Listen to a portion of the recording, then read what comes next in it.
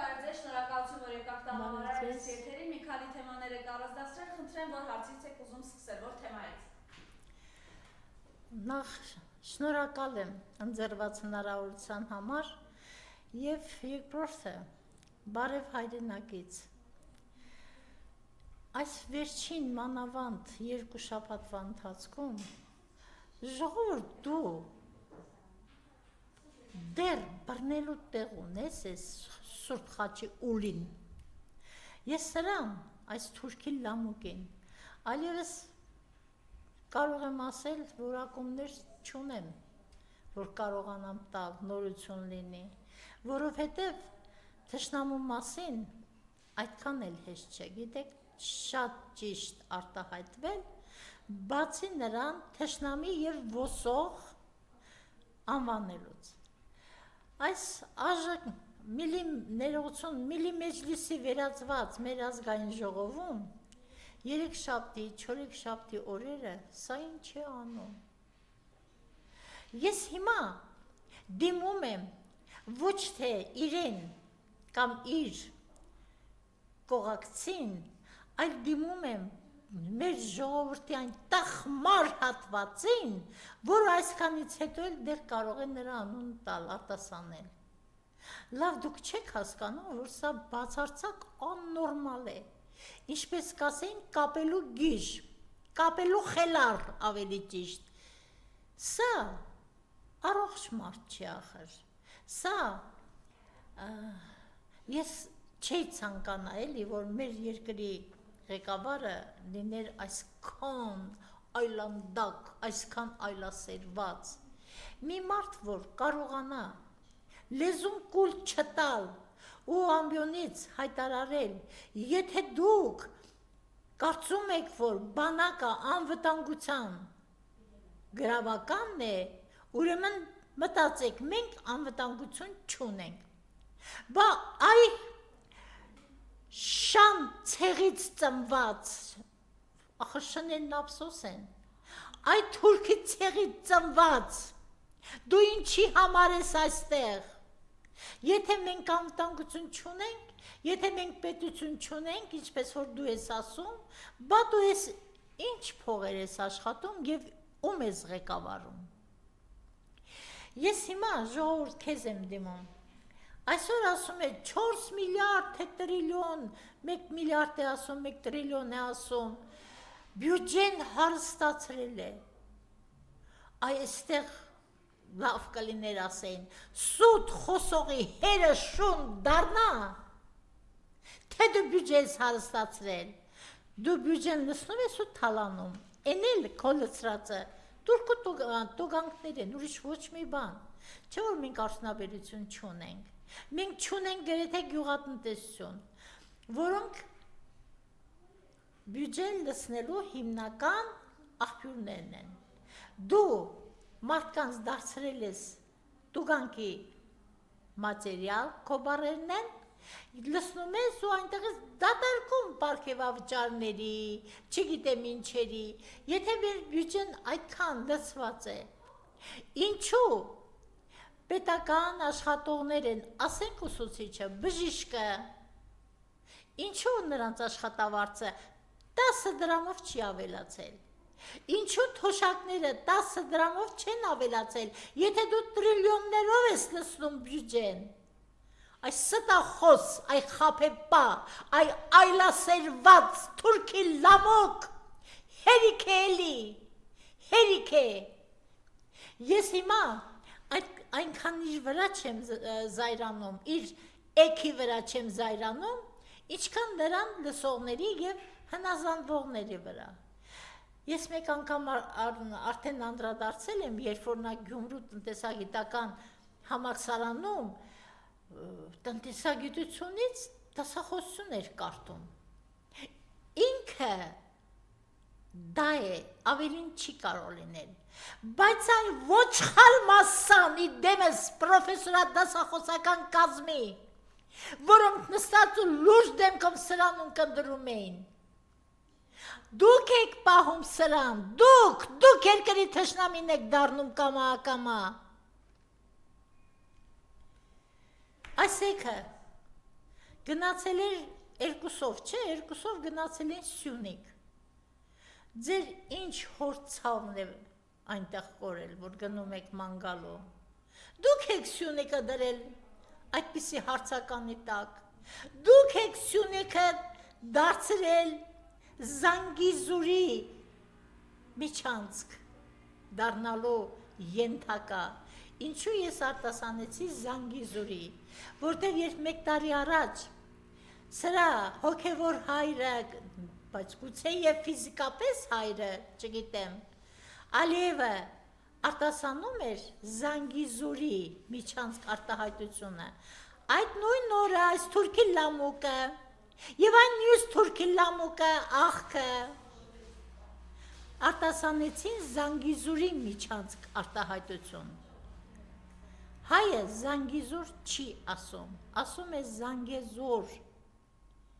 Եթե սրանք նրանց ասածը այդպես սրբորեն կրկնում են, մի պատճառ կա, որտեղ իրենք այդտեղից են ծնված առաջացած։ Ես ուրիշ պայման չեմ կարող ընդունել, ինչ ճիշտն է ճիշտ է։ Գնացել եք Սյունիք, վրա երթեք ենթարկել ինչ-որ մարդկանց, դեռ լավ է, որ մարդ չի մահացել, որ միևնույն է, ոչ մի ոստիկան պատասխան չի տալիս, թուրքի լամուկը պատասխան չի տալիս, ղրերի կատուն պատասխան չի տալիս, եւ ամբողջ ձեր եռանդը, ավյունը, ուժը դուք ծախսում եք ձեր քաղաքական հակառակորդներին դատարաններում պախարակելուց, փորձելով լրացնել արտարության ձայնը, բայց դա ձեզ չի հաջողվի, ձեր խնդրանքով, պահանջով Արցախի ռազմաքաղաքական ղեկավարությունը գերեվարվեց, ավելի ճիշտ պատանդարվեց Ալիև Չեղածի կողմից, բայց այնտեղ էլ տեսնում եք, այնտեղ այս մարդիկ իրենց հայ են պահում, իրենց զգում են հայ, որովհետև հայ են, բայց ես կուզենայի մի օր սրանց ոհմակից գոնե մի 10-15 հոգու տեսնել Բաքվի դատարաններում, տեսնեմ ոնց եք, չորեք թաթ խնդրելու ես դու թուրքի լամոկ Ալիևին, որ հանկարծ գլուխդ ուսերից չբացակայի, քո ղրերի կատուն ավելի հեշտ կիմանա դրանից ազատվելու ճանապարհները, բայց դու մեկ է, դու տանուլ ես տալու, իմացիր։ Կանգնած թևերդ ես թափահարում,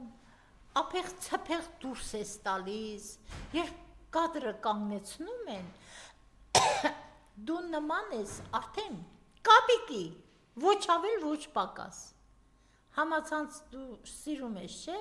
մի հատ են կապիկների բաժինը թերթիր, քո հարազատներին կգտնես այդ կապիկների մեջ, որտեղ դու շատ ես նման նրանց։ Այսօր քաղաքային այդ ավականու, Երևանի քաղաքային ավականու Մայր Հայաստան խմբակցության մի քանի անդամներ գտնվում էին Դեմիրճյան փողոցում ազգային ժողովի մուտքի մոտ, որ ԿՊԱ-ականն եկավ, մեկը խուլու համրեր, մեկը խոստովանեց խսխազած իբր, որ ձայնը կտրված է, չի կարող պատասխանել, ինչ զուլում մեր գլխին, այդ ձեր ձայնը այնպես կտրվի, որ ես իմանամ։ Են մյուսը, չգիտեմ ինչ հակուստեր հակին աստված իմ, հայկին է են էլ խորհրդարանում ընդգրկված կինը, բա այդքան էժանագին արտակինով կգա, ազգային ժողով, չգիտեմ, դեմքը չտեսա, որ իմանամ, բայց դուք մինչև երբ եք ծծելու այս ժողովրդի արյունը, դուք չեք մեղավոր, մեղավորը ժողովուրդն է, այ քաղաքային իշխանության Մայր Հայաստանի ավականու անդամները, ինչի համար էին եկել, գիտեք չէ ժողովուրդ, եկել էին, որպեսզի փորձեն թույլ չտալ որ բոյկոտի մասին այդ օրենքի նախագիծը չքննարկվի ազգային ժողովում, որովհետև եթե դա ազգային ժողով մտավ, ԿՊ-ն իր ոչխարախմբով, իր ոհմակով կքվեարկի, որովհետև նրանք սովոր են մատադնել կոճակին ու վերջ, միայն թե քանի որ Ալյոնան է ասում, կամ նրա տեղակալ են մյուս ապուշները, կոճակին են դնում մատն ու քաշվում մի կողմ։ Իսկ եթե ազգային ժողովը դա վավերացրեց, նշանակում է, դա կդիտվի որպես տեղական հարկեր տուրքեր, այդպիսի հոտված կա սահմանադրական, որտեղ դա կդիտարկվի արդեն տեղական հարկ, տեղական տուրք, այսինքն հանրաքվեն այլևս դրա վրա չի կարող ազդել։ Ուրեմն Մայր Հայաստանն այսքան չարչարվեց, օրերով տուն չգնացին, օրերով կանգառներում էին,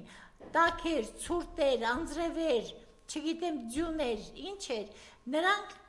ուզում էին ղեկավարել այդ բոյկոտի աշխատանքները,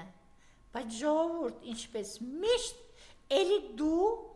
թիկունքից դաշնահարեցիր ընդդիմությանը։ Ես միշտ ասել եմ ու էլի կասեմ, մեր շատ վերլուծաբաններ, մեր շատ ելույթ ունեցողներ, թողած Նիկոլին երբեմն քննադատում են միայն ընդդիմությանը։ Մենք էլ ենք այդ ընդդիմությունից։ Ես ուզում եմ իմանալ ինչն եմ սխալ արել։ Ուզում եմ, կուղեմ, շնորհակալ կլինեմ, եթե ինչ-որ բան սխալ եմ արել, ժողովրդի դեմ մեղք եմ գործել։ Բայց ամեն անգամ չկանգնելով ընդդիմության թիկունքին, մենք այսպես 7 տարի ձգել ենք, և այս գերագույն գլխավոր խեղկատակը ձեռ առնելով իբր ասում է 7 տարի մնացել եմ առաջին դասարանում։ Ախր դու առաջին դասարանում էլ չես, Առաջին դասարանում երեխաներ կան, որոնք հրաշալի կարողանում են գրել, կարդալ, գումարել, հանել և այլն։ Եվ առաջին դասարանում երեխաներ կան, որոնք գիտեն, որ մեր երկրի գոյության գրավականը բանակն է։ Իսկ դու հայտարարում ես, եթե ձեզ թվում է, որ բանակն է անվտանգության գրավականը, իմացեք մենք անվտանգ չենք։ Այդ տխմար, որտև գիտես չէ, ինչպես ես քանդու քարապարել բանակը, որտև բանակից այսօր բացակայում է գիտական միտքը, այսինքն այն զինվորականները, որոնք իրենց բնակավարում գիտնական էին, չզարմանաք, զինվորականը դա գիտություն է, զինվորական լինելը նշանակում է լինել նաև գիտնական, ինչպես ասենք, առևտրի մեջ կա գիտություն, որին տիրապետողները առևտրի գիտնականներն են, քիմիկոսները, ֆիզիկոսները, պատմաբանները, աշխարհագրագետները, սրանք բնակավարներ են, որտեղ այսպես բարձունքի հասած մարդիկ գիտնականներ են համարվում այդ բնակավարի։ Հիմա մեր զինվորականությունը այսօր չկա բանակում, որովհետև բանակում մնացել են այն խեղկատակները, ովքեր հանուն փողի վեր են թռչում աթոռից ու պատիվ տալիս այս թուրքի լամուկին, գետինը մտնեք, ավելի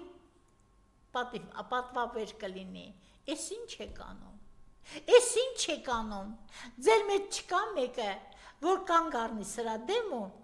ուղղակի ձեռքերը ոլորի, ինչպես որ ոլորեցին ժամանակին Բերիայի ձեռքերը ամբիոնի մոտ են Բերիայի ձեռքերը ոլորել, որովհետև ընդ որում Ռակասովսկին, որովհետև հասկացան, որ երկիր են տանուլ տալիս, իսկ դուք զինվորականներ չեք հասկանում, որ մենք երկիր ենք տանուլ տալիս, ես ուր են գնում այսպես, մինչև ուր։ Այսօր փողոցում մեկին մի պատկառել տեսքով տղամարդու հարցնում են. Ինչ եք կարծում, կարծեմ օրագիրներ, ինչ եք կարծում, Նիկոլին իշխանությունից հեռացնելը կարծեմ այդպես էր, հնարավոր է, իսկ խի եք հեռացնում, թողեք ապրենք էլի, այ խոզ, այ ճաղճոտի գոմեշ, դու տղամարդ չես, դու ճաղճոտի գոմեշ ես, որովհետև եթե դու այս ժամանակաշրջանում ապրելը համարում ես ապրել, երևի քո բախտը բերել է կամ Սորոսից, կամ ՔՊ-ից, կամ չգիտեմ որ գրողից ու ցավից փողեր ես ստանում, քեզ համար ամեն ինչ լավ է։ Սա հայի տեսակ չէ։ Սա հայի ծաղրանկարել չէ։ Հիմա եթե դու ինձ լսում ես, գոմեշ, բավականին գեղեցիկ արտակինով խոզ, իմացիր, ամոթ քեզ, եթե օրինակ մեր հարևաններից լիներ, ես ճանաչեի, ես նրանք խայտարական էի, անկեղծ եմ ասում, որովհետև եթե հայ տղամարդը այսօր ասում է թողեք ապրենք էլի, ուրեմն ինչ-որ աղբյուր ես հա գտել ապրելու, ու ապրելը քեզ համար սոսկ երևի նյութ է, ինչ անենք, որ երկիրն է կործանվում, ինչ անենք, որ զոհերը, ինչ անենք գերիները, անհետ կորածները, կորած տարածքները, զավթված տարածքները, կործանված Արցախը, այդ ձեզ նման գոմեշների պատճառով է կորսվել մեր հրաշք Արցախը, որտեղ ձեզ նմանները չկանգնեցին ընդդիմության կողքին, որովհետև ձեզ նմանները գոնե հույս ունեն, որ չափից շատ չեն քանակով, որովհետև այսօր Նիկոլն իր ոհմակը, որ իշխանության գլխին են, ձեզ նմանների պատճառով է։ Չեմ կարող չանդրադառնալ ԱԺ-ի մուտքի մոտ հավաքված մի քանի հոգին, որոնք կարծեք թե ուզում էին ինչ-որ բանի միջամտել, բայց այդպես էլ չմոտեցան։ Իրենք երբեք իրենց նեղություն չտվեցին, որ ասենք թե ավականու անդամ չես։ Միայն ավականու անդամն է պարտավոր մտածել ժողովրդի մասին։ Բա ինչու եք գնացել այդտեղ։ Թե կողքից նկարում եք, որ տանեք, հասցնեք ձեր Նիկոլին, ձեր Էքին ու Արուին, ամոթ ձեզ, ամոթ ձեզ։ Այսօր հարցազրույց էր տալիս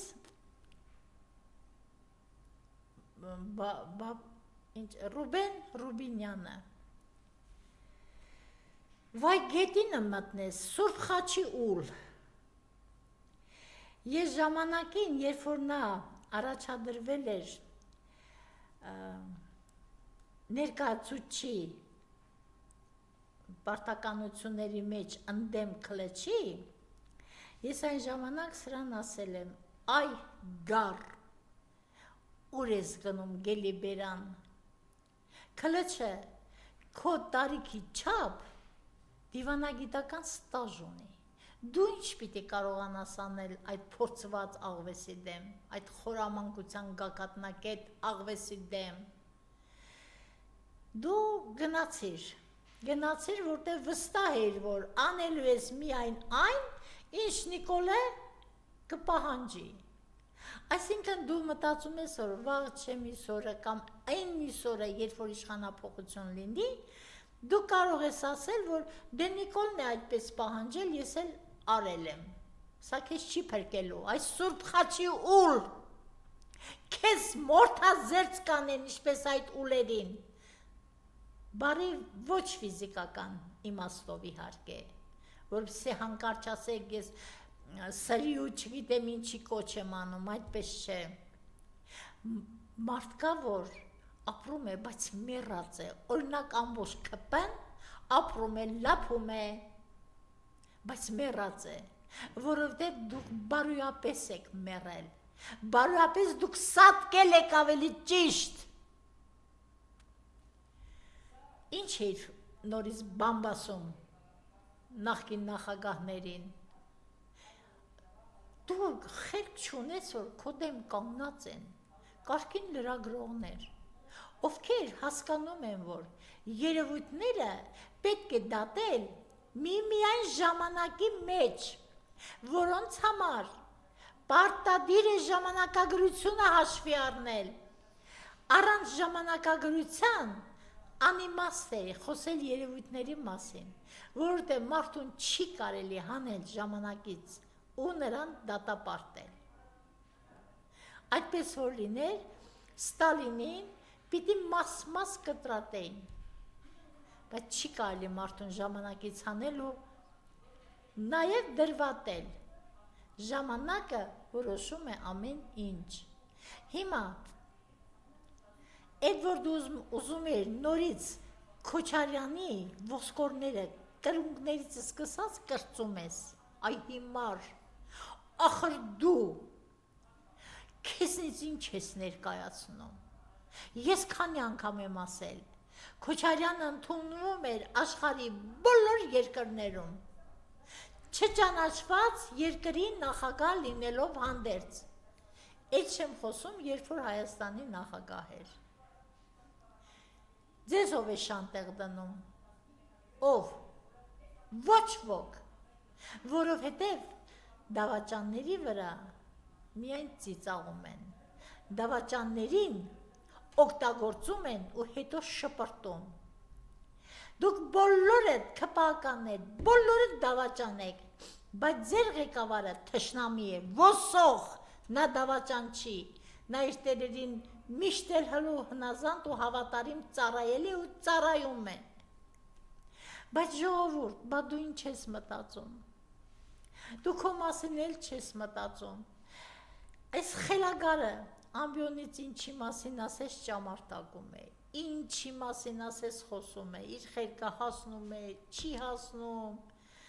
դասախոսություններ է գնում, կարտում համալսարանում, որտեղից վրընդել են պարզապես այս տգետներին։ Բա, ինչու Հովհաննես Հովհաննիսյանին չպատժեցիր, չէ որ դասախոսական կազմը դեմ դուրս եկավ, դե պատժիր Հովհաննես Հովհաննիսյանին, դե պատժիր, թե հեշտ էր մենուային հանել համալսարանից, Ղազարյանին հանել տնտեսագիտական ինստիտուտից, հա, հեշտ էր, հիմա են թուրքի մնացուկ մտածիր Հովհաննես Հովհաննիսյանին պատժելու մասին, ես պահանջում եմ ուղղակի, թե նա քո աջ ձեռքն է, որը կարող էր իրեն այնքան թույլ տալ, որ աչքը տնկեց համալսարանի ռեկտորի աթոռի վրա ու հասավ դրան։ Ես այս մասին անդրադարձ կատարել եմ, երբ որ մեկ անգամ խոսում էի Արամ Սիմոնյանի մասին։ Ես այդ մարդուն հարգում էի որպես գիտնականի, որպես ուսումնական գործը եւ ուսումնական վարչարարությանը տիրապետող մարդու, բայց երբ նա ստորագրեց այն դիպլոմի վրա, որը հետո հանձնեցին այս ոչ փուչին, այդ գիտնականն ընկավ իմ աչքում։ Նա ոչ մի գնով չպիտի ստորագրեր, ինչքան էլ սպանեին թեկուս, չպիտի ստորագրեր, որ ստորագրեց չսպանեցին, հա, գոնե պատվով կմահանար, ոչ թե Նիկոլի հրամանը կամ պահանջը կատարող, գիտնականներ, խելքը հավաքեք ձեր գլխում, դուք պարտ կունեք ժողովրդին, այ հիմա ստեղծվել է հայոց տուն կազմակերպություն, միայն ստեղծվել է իմացանք, լուրերով են էլ, բայց ոչինչ չի անում այդ կազմակերպությունը, ես կարծում եմ սխալ չեմ, որտեվ անձամբ ես որևէ լրատվամիջոցից ոչինչ չեմ իմացել, այնինչ սրտատրոփ սպասում եմ լուրերի, որ տեսնեմ իրենց անելիքները ինչ ուղղությամբ են, որ խնդրեմ ինձ էլ ընդունեն այնտեղ, բայց ոչինչ չկա ոչ համացանցում, ոչ էլ հեռուստատեսային լուրերի տարբեր ալիքներում։ Հիմա չեմ կարող կանգ չառնել հայ-ռուսական բարեկամության կամ արդեն գրեթե վերջացող բարեկամության վերաբերյալ։ Արդեն որ երրորդ ռուս վերլուծաբանն է, որ ասում է, գրեթե կրկնում են Մարիա Զախարովայի ասածը, որ Հայաստանը եթե դուրս գա Եվրասիական միությունից, Ռուսաստանի համար տխուր կլինի։ Տխուր կլինի, որտեղ դարավոր բարեկամությունն է խզվում, իհարկե, այս բացատրությունը իմն է։ Բայց Հայաստանը արդեն չի լինի, սա գույժ է, դուք հասկանում եք, ժողովուրդ, ուշքի եկեք, մի թույլ տվեք ափեղ, ցփեղ Ռուսաստանի դեմ ինչ-որ բաներ անել, չի կարելի, մինչև այսօր էլ կան խեղկատակներ, որոնք օրինակ են Հոսեփ Խուրշուդյան ինչ ապուշ է, ապուշ կատարյալ, բայց սրան փաստաթող տվողի հերը շուն դառնա, փաստաբան, այսինքն իրավաբան, իրավագետ,